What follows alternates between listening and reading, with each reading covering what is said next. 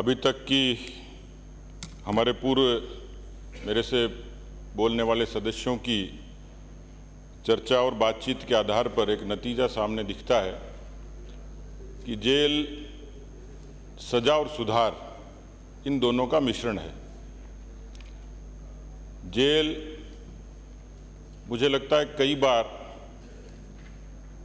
एक अंग्रेजी की कहावत है कि जब एक स्कूल खुलता है तो एक जेल खाना बंद होता है।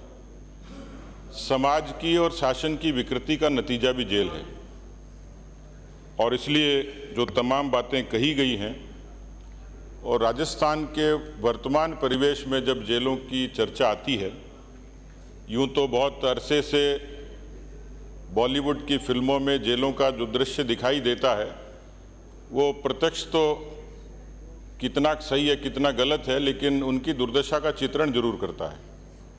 हम आज मीडिया और सोशल मीडिया का युग है, उसके बारे में खूब सारी चीज़ों को देखते और सुनते हैं।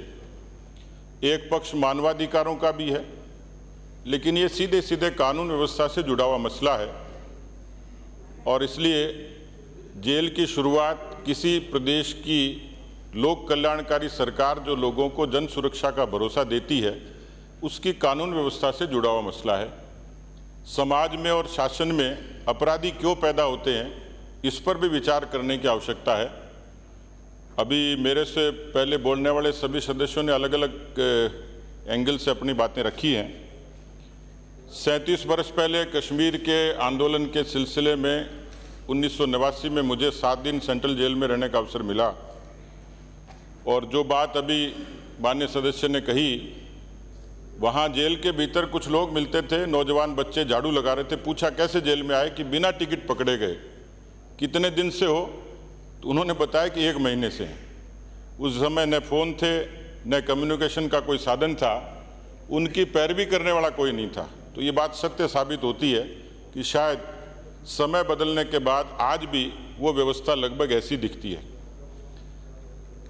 सुधार के लिए व्यक्ति जेल में भेजा जाता है, उसको अवसर दिया जाता है, लेकिन आज जो दृश्य जेलों का दिखता है, और राजस्थान की जेलों की तारीफ बहुत हुई, लेकिन जो पिछले दिनों के दृश्य हैं वो तो इस बात को साफ संकेत करते हैं कि जेलें सरकार के सुधार से और नियंत्रण से बाहर हैं।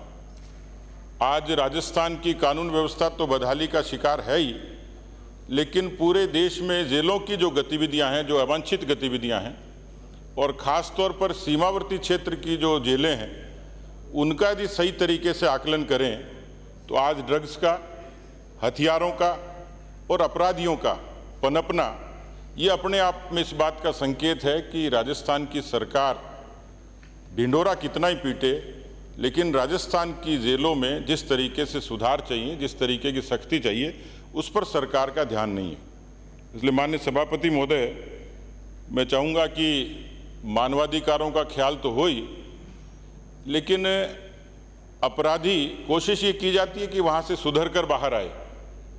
उसकी क्या प्रक्रिया है? किसी एक लाइब्रेरी में चंद 4 किताबें रखने से वो किताब पढ़ लेगा, या गीता सिराने रखने से और वो अपराधी यहाँ एकदम से आकर साधु हो जाएगा, इसकी कल्पना बेमानी है। ये बात ठीक है कि वहाँ सहूलियतें होनी चाहिए, वहाँ के हेल्थ और हाइजीन का ख्याल रखा जाना चाहिए, लेकिन ऐसे बहुत सारे लोग होते हैं, मैं अपने अनुभव की बताता हूँ, बहुत सारे ऐसे लोग थे जो परिस्थितिवश शिकार हुए और उन जेलों में उनको आने का मौका मिला, अवसर मिला, लेकिन उसके बाद वो जेल से बाहर जाकर अपने जीवन की कैसे शुरुआत करेंगे, क्योंकि कहीं न कहीं किसी न किसी पक्ष से वो प्रताड़ना का शिकार हुए, दुर्भाग्य का शिकार हुए। इसलिए व्यक्ति जब जेल से बाहर आए, उसके भीतर चाहे वो करियर काउंसलिंग का काम हो या अपने पैरों पर खड़ा होने के लिए, क्योंकि बहुत लोग ऐसे हैं कि जो परिवारों से भी पीड़ित हैं और समाज से भी पीड़ित हैं। ऐसा व्यक्ति जब जेल से बाहर कदम रखेगा तो उसका जीवन क्या होगा? क्या वो वापस अपराध की तरफ जाएगा? तो कम से कम मुझे लगता है कि इसके बारे में एक अच्छी काउंसलिंग की ज़रूरत है, वो अपने पैरों पर खड़ा हो, इस तरीके के रोजगार परक किसी व्यवस्था की ज़रूरत है। तो मैं आपके माध्यम से यही निवेदन करना चाहूँगा कि जो आज का अपराधी है, कल अपराधी न हो दोबारा से, इसके लिए उसको जितने जायज़ साधन दिए जा सकें, सुविधा दिया जा सके, उसको दिशा दी जा सके, ये करना चाहिए।